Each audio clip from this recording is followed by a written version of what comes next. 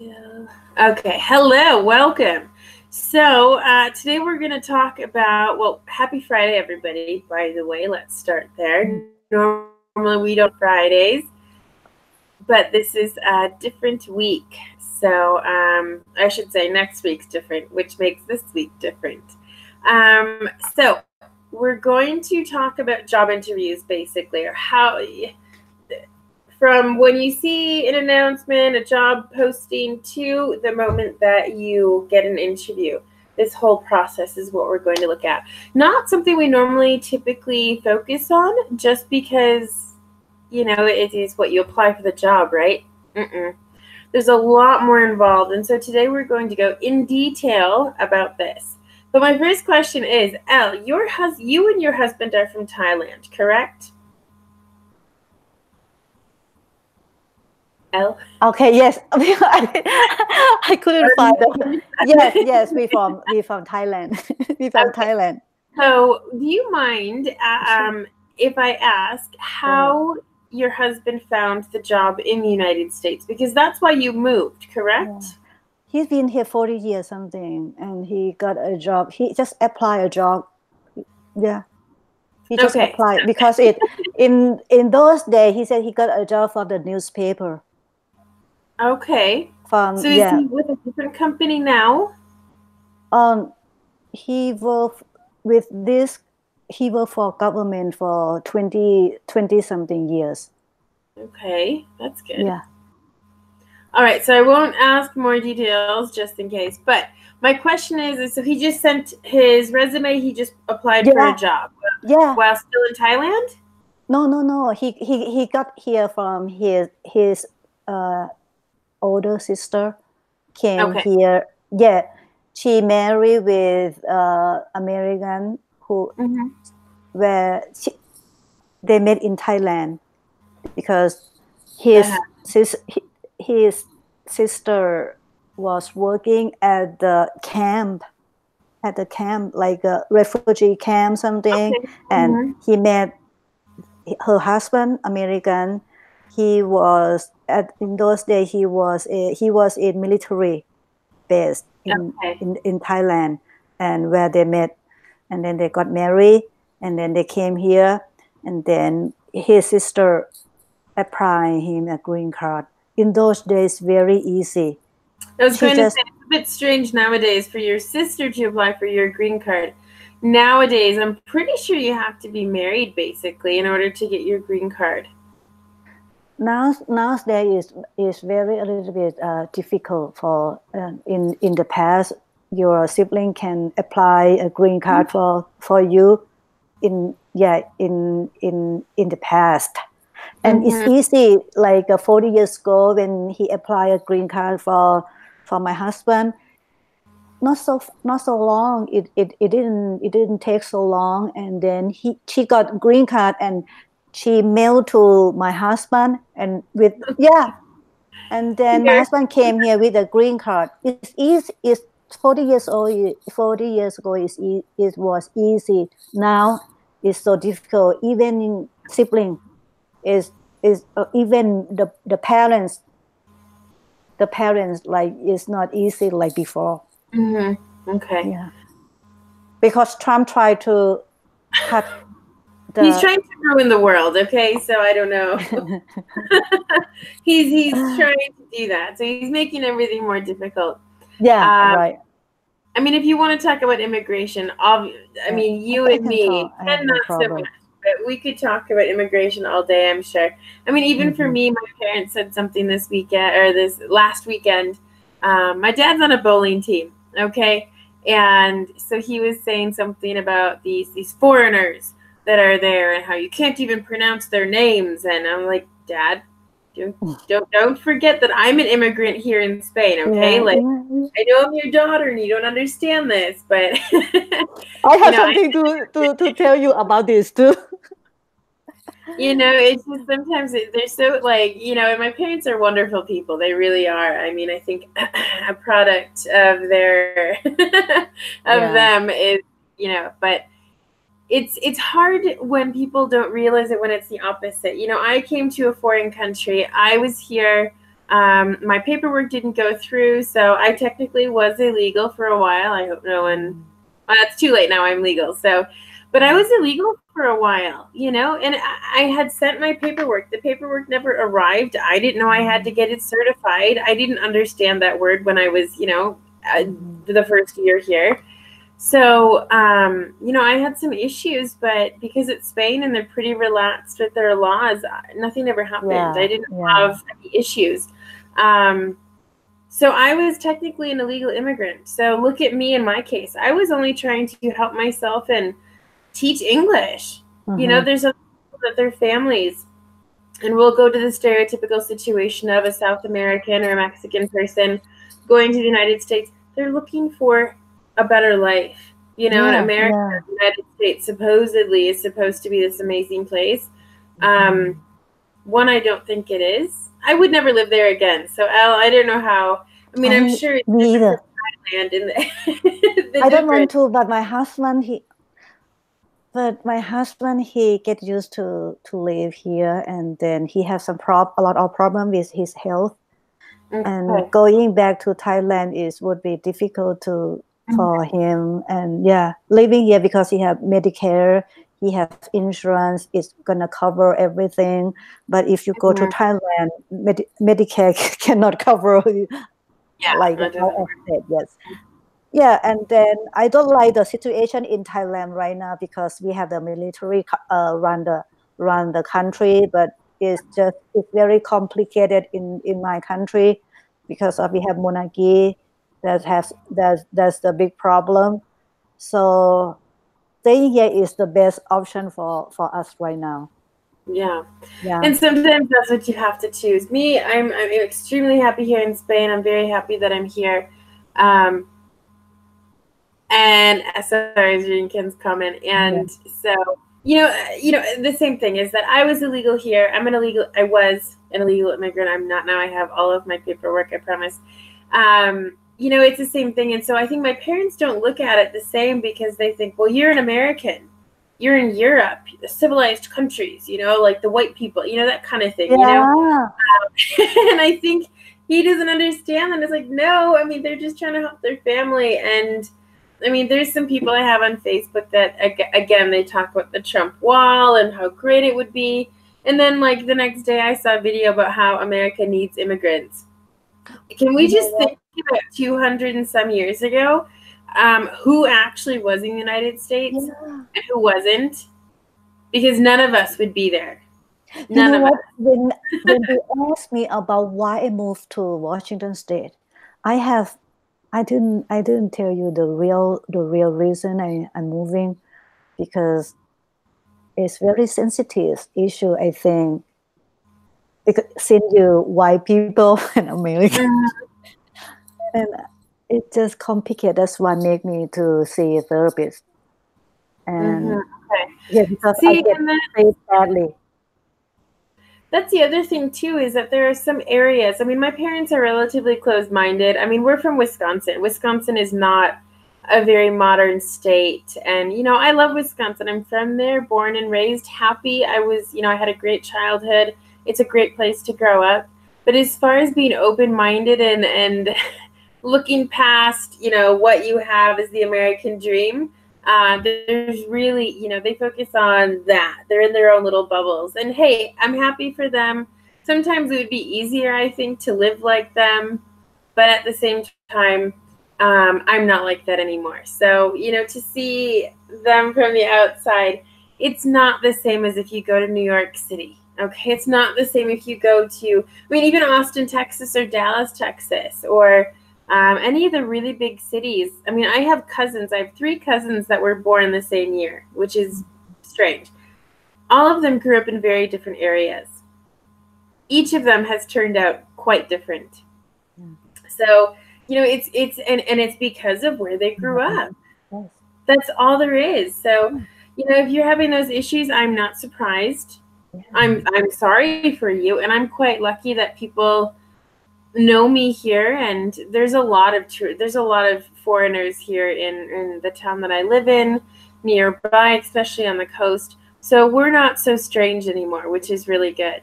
I don't have that. I don't have faced that same issue of discrimination, and I'm happy about that. So, we just have to continue. But I mean, before we get too off track, we do need to talk about this business stuff today. So while I'm bringing up the presentation, Ken, do you want to mention anything or talk about any jobs that you've had or applied for that you want to talk about before? One tendency in Japan nowadays, actually other countries, I heard computer, making resume on computer is common, very common.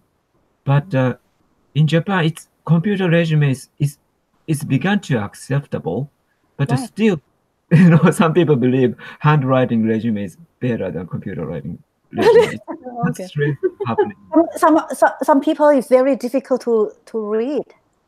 Yes, that's right. So kind of, we use characters, and so maybe mindset characters has a meaning actually. So people think word itself has a kind of show them character meaning or something. It's not rational thinking in terms of modern world. So, but nowadays, more and more companies, computer made resume is more acceptable in Japanese companies because we can show the computer kind of technique as well as the resume. Okay. Interesting. Yeah, that's quite interesting. Did you want to comment on that, Al?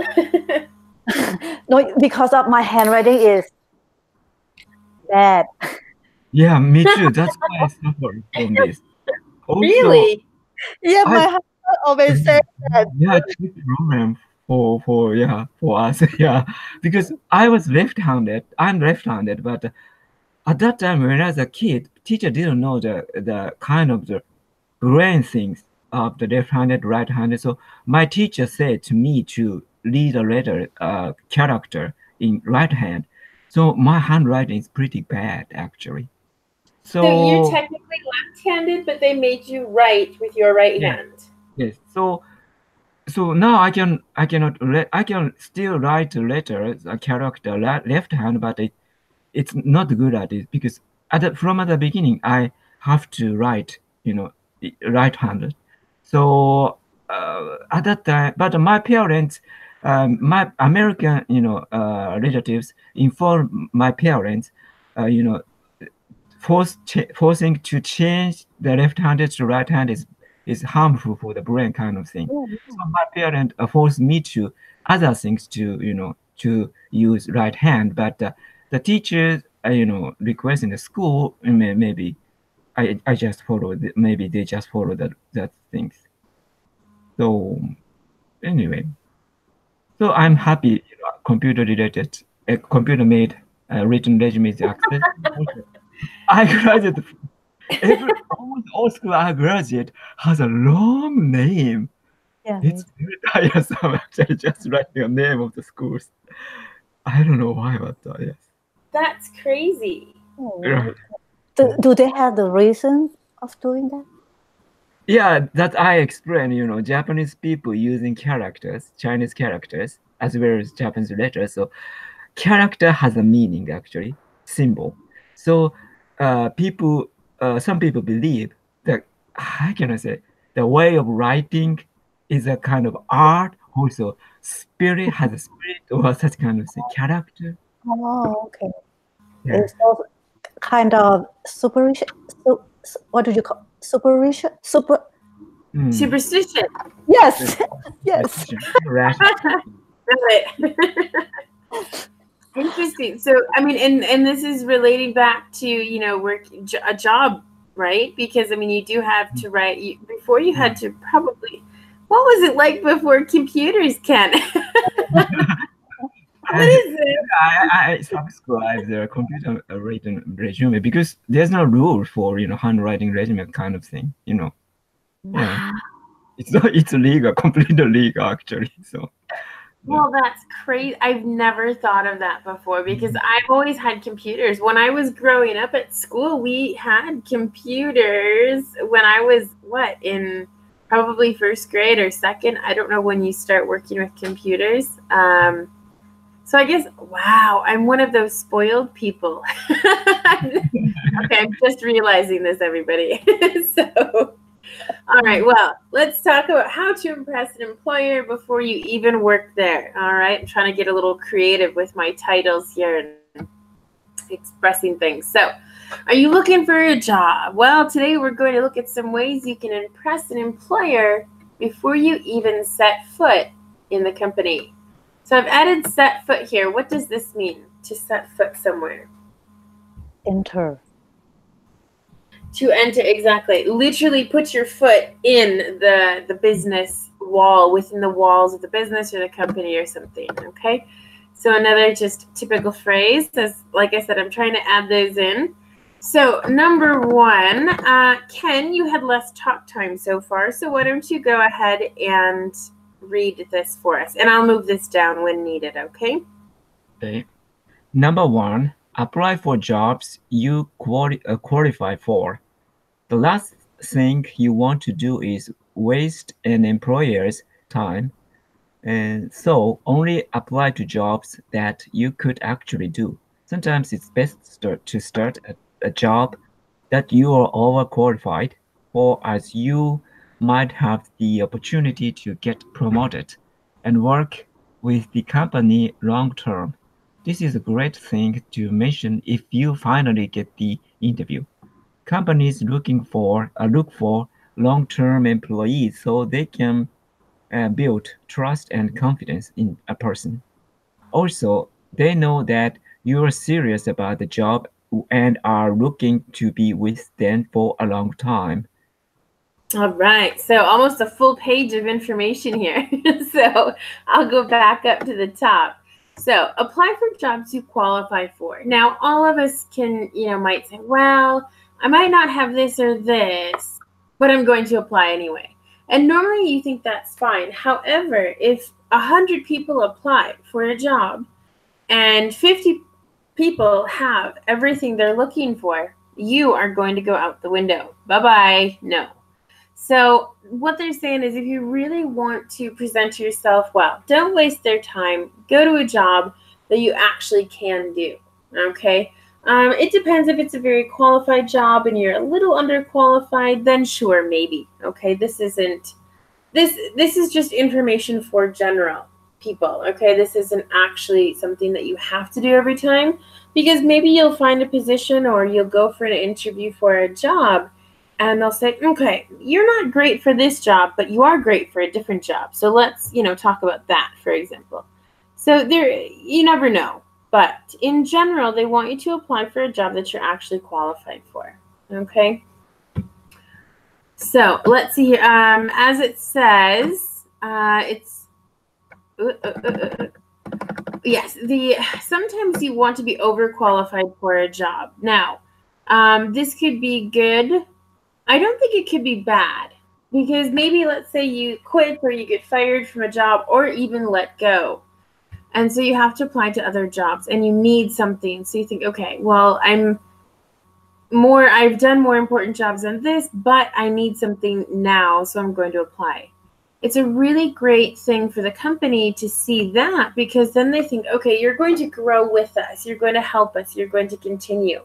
And so, that's something that you mentioned in the interview. Because, if you think about it, are there any companies that actually want to hire, not through temp agencies or temporary agencies, staffing companies, but normally companies are looking for serious people. They don't want people, oh yeah, I'll be here for 6 months. Okay, that's not a great impression. You want to say, okay, for at least 5 years, I can see myself here, or short term, absolutely long term. I don't know. We'll see what happens. All right, so comments, questions, experiences. Nothing?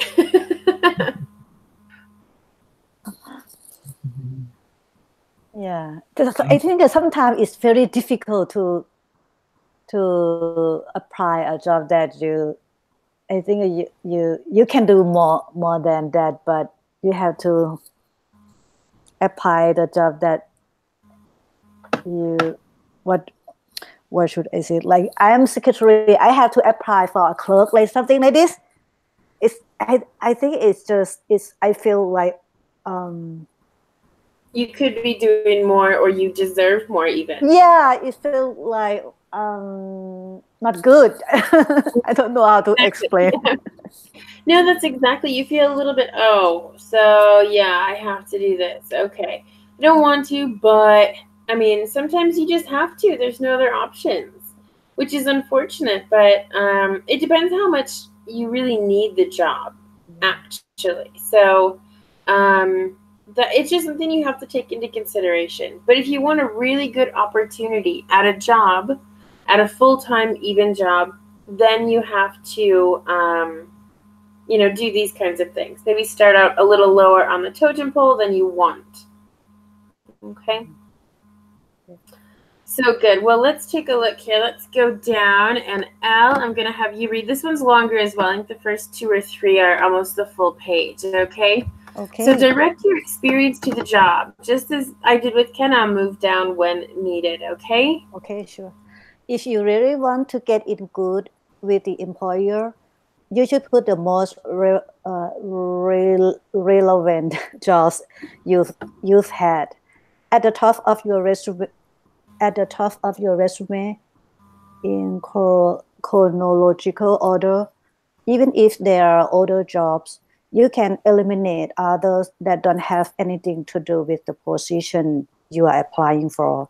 If you want to mention other jobs, you could do that in the face-to-face interview. However, for now, you go straight to the objective. Make yourself look like the perfect candidate for the job. Okay. So good. So not as long as Ken's, but that's fine. So direct your experience. So you want to take all of your experience and say, look, I have all of this experience. I know what to do in these cases. Hire me. That's what you really are looking for. You're trying to sell yourself in this case, in a good way, okay, for the job. And it's a little bit strange because you think, I'm like trying to make myself look perfect. And yeah, that's kind of what you have to do. Yeah. So Al, did you work in the United States? No, I don't. When I came here, I came here with student visa. Yeah. And then later on, I get married and travel a lot with my husband because of his job. I volunteer everywhere, but okay. Yeah. Okay, no, that's fine. Just wondering if you had any experience with this. So Ken, as far as the current job you have or any jobs you've had in the past, what kind of experience have you had with this? Trying to sell yourself and make yourself look perfect for this job. Before that, I found my mistake about my comment. The insurance covers 70% of medical costs, 10%. So people have to pay 30% of medical costs and 10% for senior citizens. And it must. Excuse me, you mean like a senior people only pay 10% from the cost? Yes. Oh, that's good. Okay. And depends quite a bit. In the hospital for a long time, and sometimes cost get to the limit. Monthly cost if the monthly cost get to the limit, usually patient have to pay more based on their income actually. Okay, let's say if people don't have income, like a senior people, if they don't have an income, do they have to pay more than 10%? No, 10% rule is same. It's applied to any. Oh, okay. Yes. Sorry. I think it's better than US, right, Rebecca? I can't say so because I was afraid of if I be in a hospital here, how much cost is it? I got kind of student, how can I say, university's health insurance program. Where are you, Ken? Are you in US? Really? Yes. I thought you in Japan. In the past, not now. Long time really? ago. Oh, Georgia. Okay. How long? So sorry, Rebecca. That's okay, not a problem. How Uh, how how how long where have are you in America? I'm in West Virginia, but I'm leaving and move to Washington State next year in January. Oh, I see. Nice. So Yeah, I think Georgia is better than where I live now. I don't know, but I suffer the language because American people talk very native speakers talks very fast, very Yeah, fast. yeah. Also, universities people okay, maybe they talk to me in a slower and plain English, but the people I met at the cafeteria and the street, sometimes I couldn't understand their English at all, actually. Mhm. Yeah, they speak fast. If you can, yeah, I think different states they have their own Right. accent. Yeah, Yeah, it's very it's difficult for us to understand every state's actually accent. Oh yeah, I mean the United States is full of different accents, and some Yeah, people will listen to me and they think you're so difficult to understand, and then others will say that my accent's very easy. So whatever. yeah, you are. You are. I think you. May I ask where you originally from? Wisconsin. Oh, I see. Okay, that is the normal accent, right? Pretty normal. I mean, they say that people like the news anchors, for TV and things, are normally from the Northwest, where I'm from, or Midwest. I'm sorry, Northwest. Yeah. It's, but I don't know. I mean, we do have a heavy accent as far as the O and the A pronunciation. Oh, okay. So that's one of the uh, accents that we have that we can't get rid of. I mean, for example, the thing that you put on your back when you go to school as a child, to me, is a backpack. And I say that with less of an accent than in the past. So as I've been in Spain for the last 7 years teaching English, I've had to get used to pronouncing things a little clearer. Yeah. I have to. Sometimes I say my T's. It happens when I talk to my parents sometimes, because the majority of my day is teaching. Yeah. So I have this teacher mode and like Wisconsin mode. Yeah. So it is. And you know what? It's just it broke my heart one time when I talked to customer service in here about my my refrigerator water filter, and then she said, "Oh, your accent, your speaking is very is difficult to understand." Oh, blah blah blah. You know what? I lose my confidence right away. Well, that's normal, but people like that, I mean, my dad's the same. He can't understand anyone. He has a hard time with my husband sometimes, and my husband doesn't speak that bad. You know what I mean? So I think it's just be open versus closed-minded people too. If you really want, you can try to understand, but you're not difficult to understand at all. Don't ever let anyone tell you that. They're just very closed-minded. So thank you. Don't worry about that. You make my day. You're easy to understand. Seriously, it's not even. I'm not lying or anything. You don't know how hard to live over here. It's just, I'm just, it's just so difficult. People are more judgmental in the United States. Like I said, here there's also a lot of foreigners. I'm very lucky that I found my husband at the beginning of me living here, because he's helped me through a lot, and it's understanding words. Pronunciation is terrible. I'll always have my American accent when I speak Spanish. I've accepted that. And that was probably the biggest part, was knowing that I'll never be bilingual, because I'll never be able to express myself fully in Spanish. Yeah, that's good. And it's understanding that, okay, I might not speak perfectly or use the perfect words or the exact words, but the point is that I can communicate, and I have a high enough level that it's not difficult for me to do that. So if people can't understand me, it's their fault. It's not my fault, because 99% of the people are, can understand. So That's what you have to think. Don't let that one person out of 100, like put you down. It's not worth it. Yeah. After I lived in America, I noticed, the foreign people living in Japan, the feeling of that. Before that, I just thought, oh, they are living in Japan, that's it. But they experience a lot of hardships actually, or miss their home country, or such things. Yeah. I had this I experience feel it. class with a girl who's in high school. She's probably 13, 14 probably, yeah.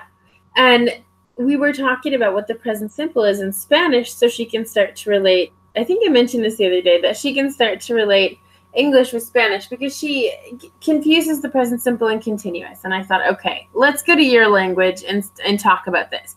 How would you say it in Spanish? This is how you say it in English.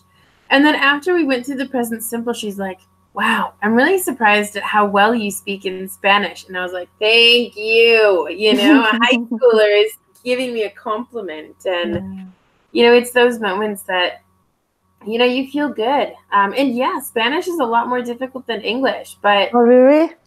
Yeah, conjugations are crazy. For every single person, they conjugate the word differently. And on top of it, there's this other part of the language that's called the subjunctive, which is like, if I were you in English, they have this whole other type of conjugation for that. And I think in English, what are there 12 different verb tenses?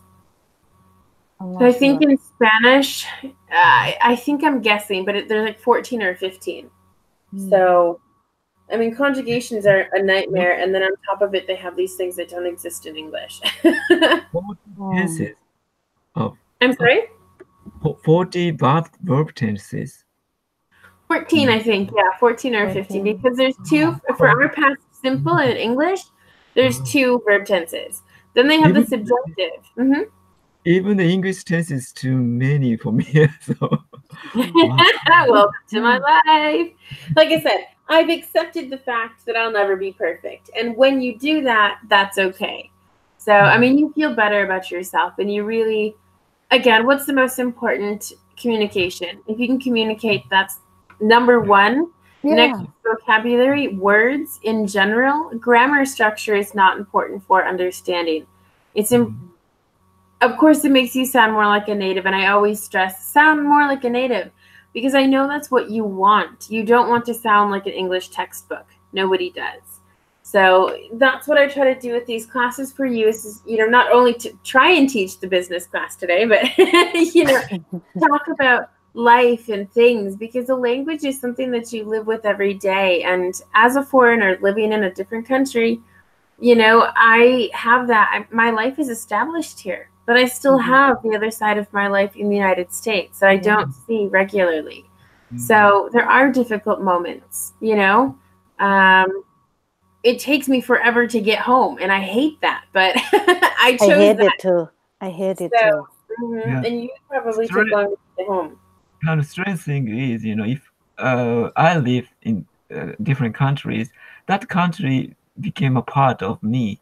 So when I was in the US, I missed Japan. But after I came back to Japan, I miss America.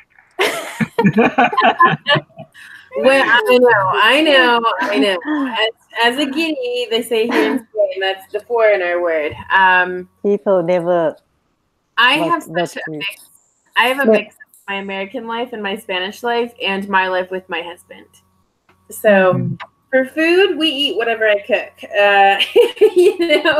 If it's Spanish or American or not, we're trying to eat healthier these days. And so, I don't know, you just change and you develop and you create your own life. And sure, I have my background. Last night we had more of an American meal, meat and vegetables, the night before it was just pure vegetables. So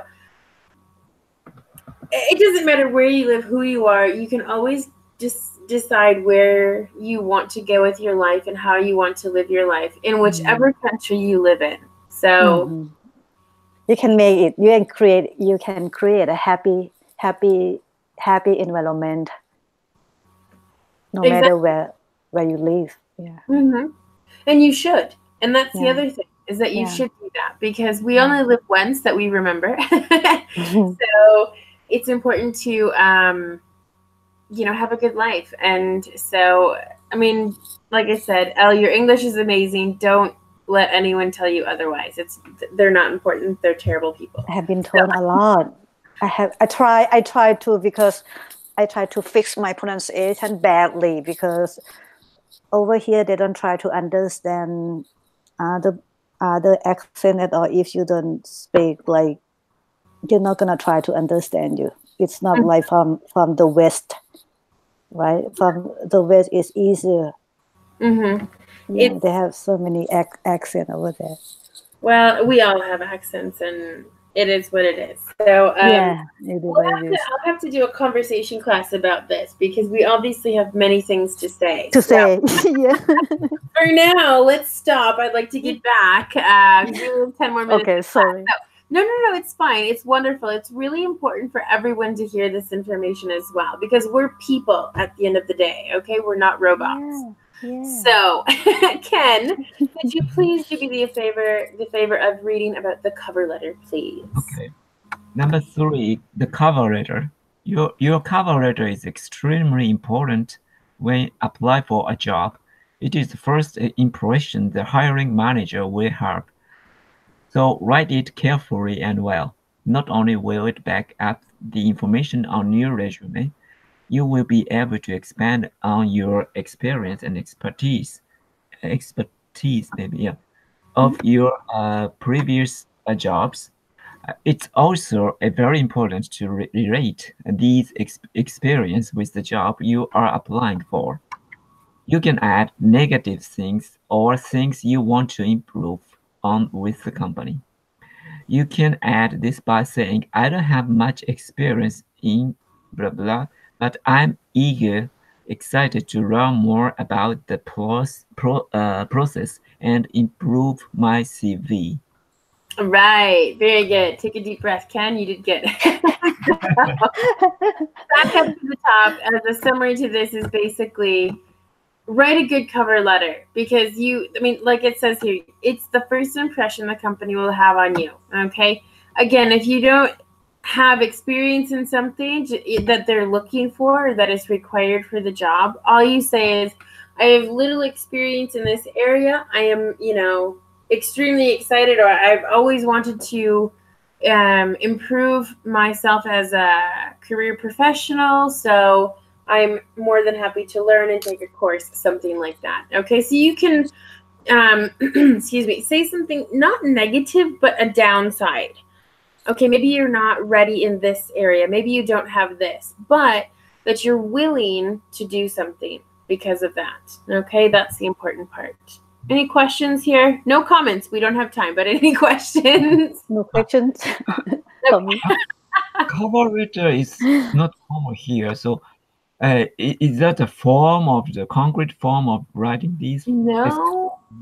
Okay, so when you write to a company, or via email, online, whatever, basically you have a cover letter and your resume.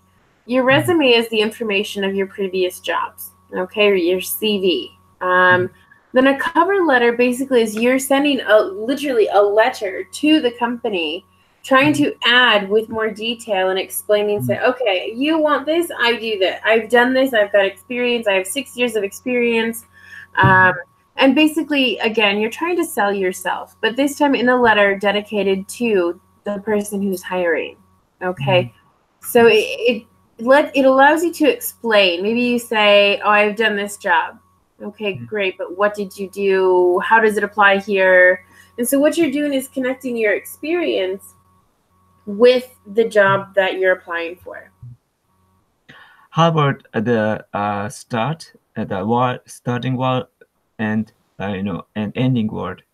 Well, I would say to whom it may concern, because you don't really know, unless in the job posting they have the name. Okay. That's all. It's something very general, to whom it may concern. And then, thank you for your time. Basically, that's it. Unless you're in England, they use kind regards. I don't, for example. Okay, it doesn't necessarily to say so. Okay. No. Okay. Good question. All right, so stand out. Elle, this is a great one for you. Stand out. Okay, stand out means to make yourself look different than others.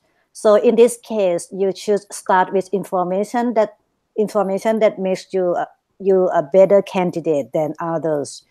You want someone to look at your resume, CV, and or cover letter and say, "Wow, this is the person might have the potential to work here."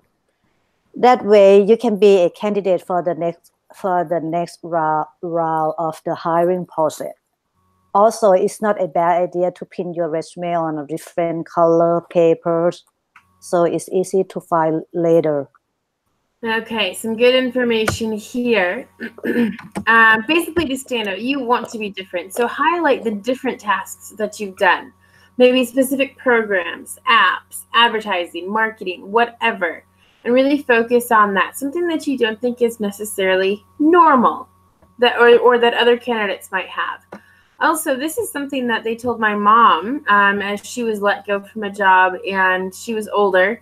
And of course, because of the year on her graduation date from university or college, they knew how old she was more or less. And so they said, well, a really good idea is to put it on like a little yellow paper, like just a little bit yellow, not really yellow.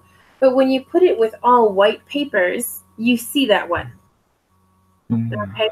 So it kind of calls your attention. That also is a little bit of like, this person is saying, look, I'm putting effort into this. I've purchased, different paper for this reason. So you can look at me so you know I'm different. Okay, that's why I added that in there. This is information from the United States. Okay. These, I think, very quickly we can go through these. Ken, why don't you read this one for us? Other options. Callbacks. This is when you call the company to see if they have received your resume CV. This is controversial. Some companies will look at the call as a responsible thing to do. They feel that you are serious about the job and anxious about an interview. Okay. So basically a callback is when you, like it says here, you call the company and say, hi, I'm this person. I applied for this position. Did you see my resume kind of thing? So it could be good, or as Elle is going to read here, it could be seen negative as negative. Okay, so Elle? Okay. Other companies could look at this negatively. This could happen because there are so many applicants that the hiring manager would be overwhelmed. They might think that you are just wasting their time. And if they think your resume CV looks good, they will call you for an interview. Okay, so there's two sides to this. So it depends. If you see that a lot of people have contacted the company, I know for info jobs, I know I was looking at that website yesterday for a friend, and it said, X amount of people have applied for this job. And some were 50, some were 200 or 300. And so those at 300, don't do that. Those at 50, it's potential, okay? So it looks like you're serious, but you also don't want to bother the company. So there is a time and place for this, and that you just don't really know. Okay? All right. So I'll read this one. Is just to be available to write down a phone number you can be reached at, because a lot of people will put their phone number, but their home telephone number. So if you're not going to be at home 24/7, you need to put your mobile or cell phone number, okay, which I think is pretty obvious, but a lot of people don't. So, people will call and leave a message, and who listens to messages now? I don't. I mean, I've probably got a couple messages in my voicemail that I haven't listened to. So be available. All right. And then this other one, Ken, it's your turn. Make time for the interview. If you want to prove to the company that you are serious, then you need to make them a priority. If they offer you a day and time for an interview, you should take it, unless you have a very serious appointment. If they ask you which a day and time is best, make sure it's during their working hours. This will depend on the job. Okay, so again, be flexible with them. If you're really seriously considering a job change, you want to be available for them. Okay, so again, that's important. I think I'm just going to skip down here. If yeah, those two aren't super important. Summary. Okay, I have a little summary down here, and I'm glad I did this now. So, Elle, could you read the summary for us? Okay. Be prepared to write a good cover letter that makes you look great. Update your resume CV for each job individually. Read up about the company, just basic information in case they ask if you know anything about the company. This is very important, right? Yeah. I applied for a job, well, a couple weeks ago now. I got the job. It's another online position, and basically the same thing is, you know, I said, well, I looked at the website very briefly to understand a little bit more. This is what I saw. This is what I understand. Is that correct? And I think with that just little bit of intrigue that took 2 minutes, you know, that was a good step. So, well, it's 4 o'clock. I have to continue working, unfortunately.